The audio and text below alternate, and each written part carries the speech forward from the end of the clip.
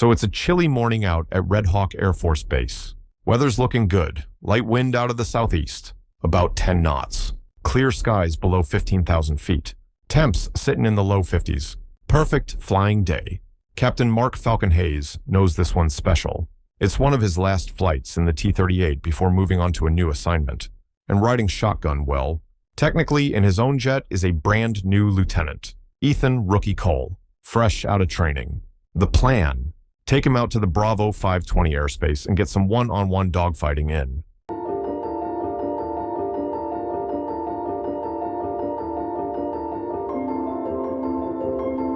Startup goes smooth until it doesn't. Rookie's jet starts pinging an emergency squawk code 7700 without him even touching the thing. From the tower's point of view, it looks like he's declaring a mayday while parked on the ramp. Radio crackles to life. Ground, Eagle flight. Ground 1 of you is squawking emergency. Confirm. Falcon. Eagle 1 don't think so, but I'll check. Ground. Roger. Falcon. Yeah. 2's transponder's acting up. He's resetting it now. Ground. Copy. 2. You good? Rookie. Yeah. Working it. Should be fixed in 30 seconds. Falcon turns to Rookie and grins inside his helmet. Welcome to the real world, kid. Airplanes don't read the manuals. Rookie chuckles nervous, but you can see he's itching to get airborne.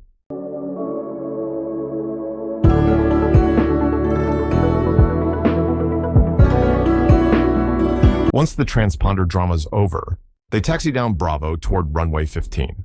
You've got that smell of jet fuel in the air, the heat shimmer coming off the tarmac. And Falcon's thinking, yep, gonna miss this. That flight. Magic. Loops. Rolls. High G turns. The whole package. Rookie even managed to get a clean guns-on pass. And you could hear the excitement in his voice over the radio. By the time they came back and shut down on the ramp, Falcon realized something last flights don't always have to be sad. Sometimes they're a handoff. A chance to pass the stick to the next generation and see the game through their eyes one more time. By the time Falcon and Rookie rolled up to the hold short line for runway 12 at Red Hawk, they'd already had more radio calls than most people get in a week.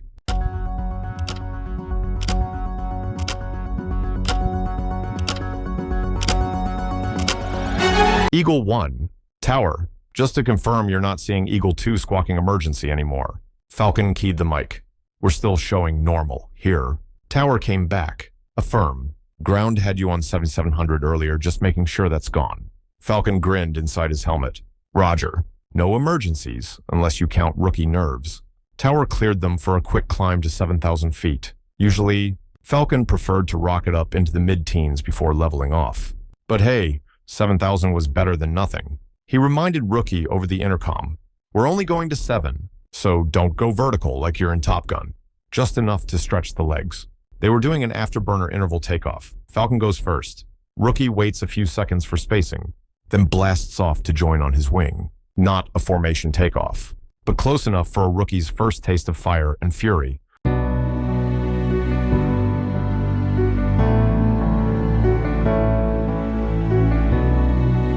Falcon lit the burners. The jet surged forward. Runway numbers blurring under the nose. Airspeed alive 100, 150, 250, 300, 350. 2. We're going to 400 knots go. A moment later, Rookie's T-38 thundered into the sky behind him, the shimmer of exhaust making it look like heat waves on asphalt. Eagle 1. Departure, radar contact.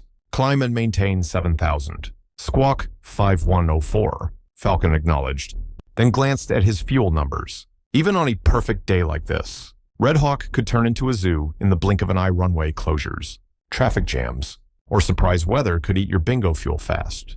Today, they'd cruise out to the Whiskey 470 training area, nice and easy, so they'd have plenty left for the real fun.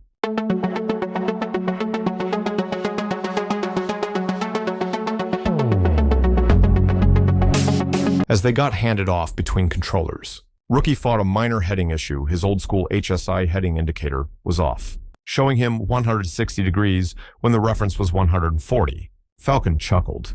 Welcome to vintage jets, kid. Nothing's perfect. Use the iPad as backup and keep it tight. Once in the airspace, it was time for the G-warmup. Falcon called it 2. Push it up. GX. A G awareness exercise is basically two 180-degree turns. First one at moderate G, about 4 to 4. 5 Gs to check the gear and make sure your G suit's working. Second one's higher, 5 to 6 Gs to see if you're working. If you start graying out or your vision tunnels, that's your body saying, not today, buddy.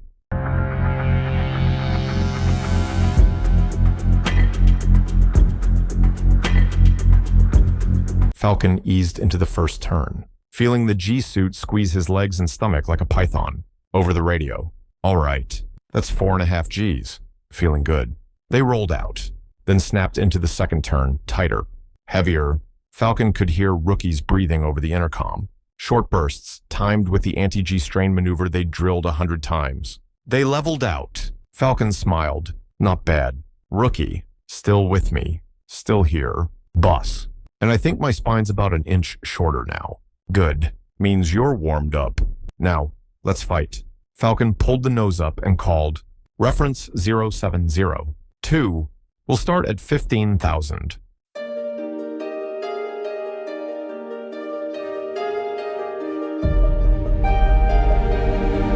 Rookie came back with a little more snap in his voice. Now he knew this one was different.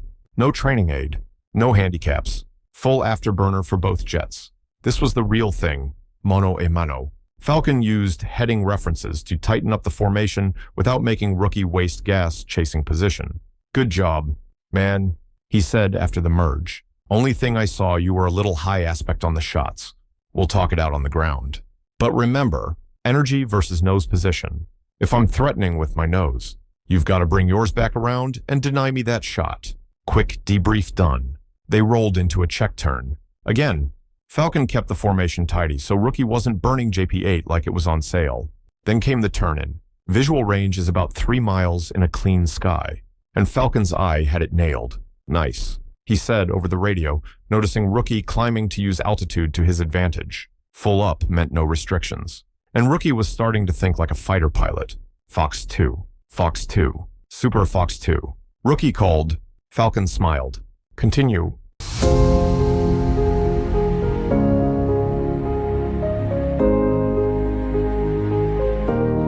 A moment later, Rookie added, no joy.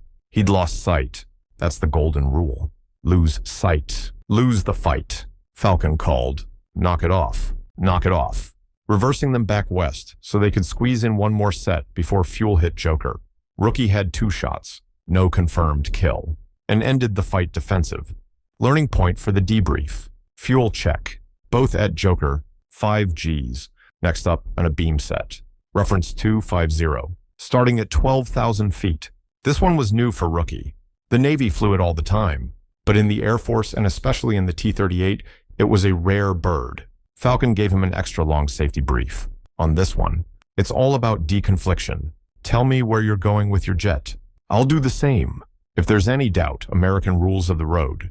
2 copies. Rookie said. Both jets at 12,000. 350 knots. Nox 1 ready. Nox 2 ready. 3, 2, 1. Fights on.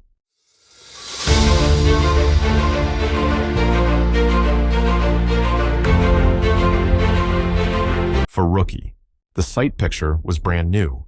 A beam sets give you a very different merge angle, and without good nose position discipline, you can end up in the world's most expensive game of bumper cars. He kept it clean, though no near misses. No surprises. Falcon watched closely, saw nothing unsafe, and called, knock it off. Reference 260. Ups, check. 1 at 1. Nout, 2 the same. That was enough for the day. Fence out. RTB, Falcon said. Rookie exhaled over the radio. How'd you like that? Falcon asked. That was intense. Falcon grinned. Good. Means you were doing it right.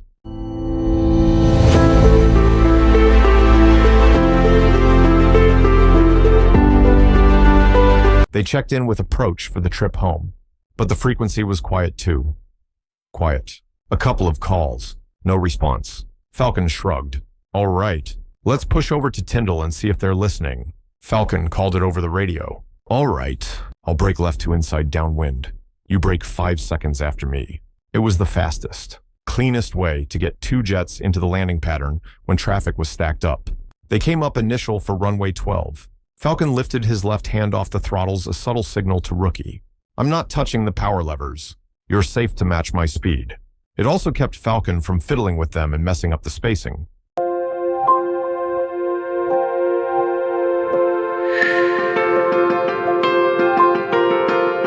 A quick salute, and Falcon pitched out hard left. The overhead brake dropped them level to slow the jet below gear speed. Down came the gear, flaps, and a smooth 180-degree turn from base to final. Falcon called. MX-1, gear down. Runway 12. Cleared to land. Rookie's only radio call was gear information. That meant he was landing too, unless he'd asked for something else. They touched down smooth, rolled out, and cleared the active. The moment the jet slowed, Falcon pinned the ejection seat and popped the canopy. On the ground, the T-38's air conditioning was more of a suggestion than a system, and the Florida sun didn't play nice.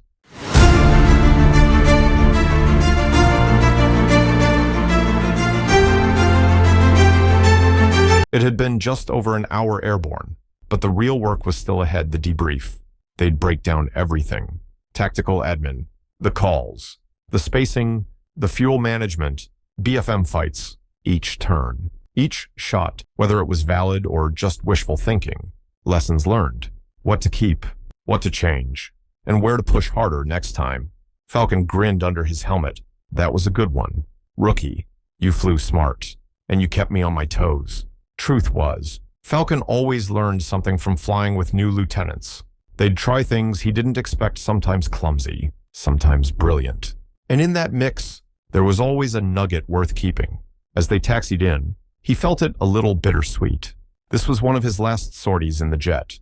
Being the old man out there, pulling old man BFM, passing the torch, it meant more than he'd expected.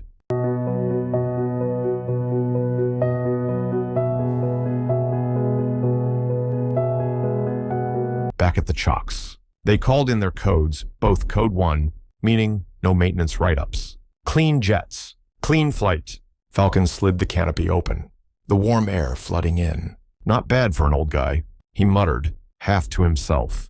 Rookie laughed over the intercom. Flying fighters teaches you something you can't get from books. You're never too experienced to learn, and never too new to teach. In the air and in life, you can't just hoard what you know, you pass it on. You let others sharpen you, and you walk away a little better than when you started. Because the day you stop learning, even in a jet you've flown 1,000 times, is the day you start falling behind.